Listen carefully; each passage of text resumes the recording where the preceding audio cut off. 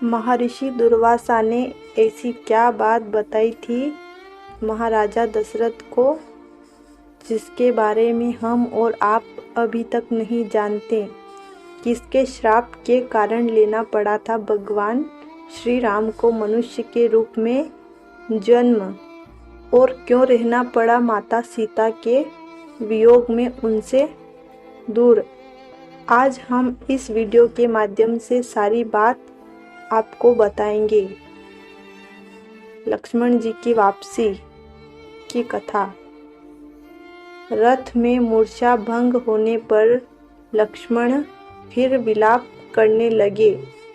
सुमंत ने उन्हें धैर्य बंधाते हुए उनसे कहा, वीरवर, आपको सीता के विषय में संताप नहीं करना चाहिए। यह बात तो दुर्वासा मुनि ने स्वर्गीय राजा दशरथ जी को पहले ही बता दी थी कि श्री राम सदैव दुख उठाएंगे, उन्हें प्रियजनों का वियोग उठाना पड़ेगा। मुनि के कथा अनुसार दीर्घ काल व्यतीत होने पर वे आपको तथा भरत और शत्रुघ्न को भी त्याग देंगे। यह बात उन्हें मेरे सामने कही थी, परंतु स्वर्गीय महाराजा ने मुझे आदेश दिया था कि यह बात मैं किसी से न कहूँ।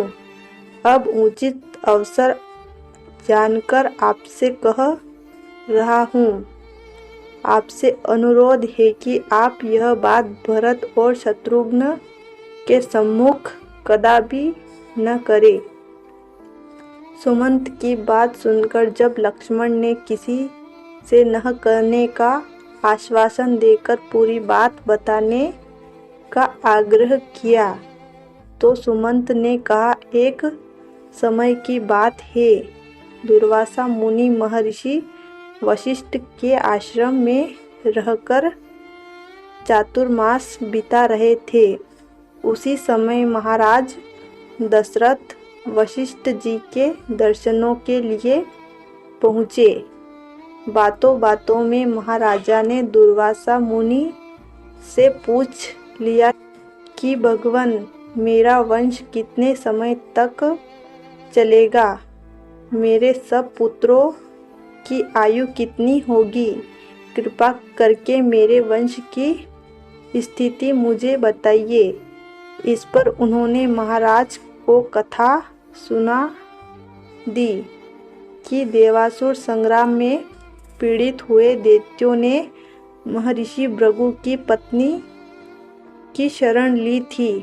भृगु की पत्नी द्वारा दैत्यों को शरण दिए जाने पर क्रोधित होकर भगवान विष्णु ने अपने चक्र से उसका वध कर दिया था।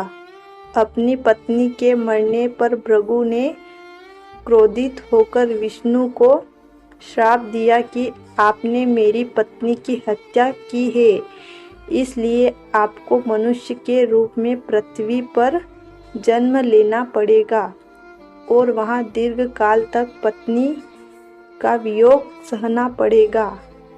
श्राप की बात बताकर महर्षि दुर्वासा ने रघुवंश के भविष्य संबंधित बहुत सी बातें बताई। उसमें से आप लोगों को त्यागने की बात भी बताई थी। उन्होंने यह भी कहा था कि रघुनाथ जी सीता के 2 पुत्र का अभिषेक अयोध्या के बाहर करेंगे, अयोध्या में नहीं। इसलिए विधाता का विधान जानकर आपको शोक नहीं करना चाहिए। ये बात सुनकर लक्ष्मण का संताप कुछ कम हुआ। केशिनी के तट पर रात्रि बिताकर दूसरे दिन दोपहर को लक्ष्मण अयोध्या पहुँचे। उन्होंने अत्यंत दुखी मन से श्री राम के पास पहुंचकर सीता के परित्याग का संपूर्ण वृतांत जा सुनाया। राम ने संयम पूर्वक सारी बात सुनी और अपने मन पर नियंत्रण रखते हुए राजकाज में मन लगा लिया। महर्षि भृगु की पत्नी के श्राप के कारण भगवान श्री राम को मनुष्य के रूप में जन्म लेना पड़ा और सीता के वियोग में उनको इतने काल बिताने पड़े।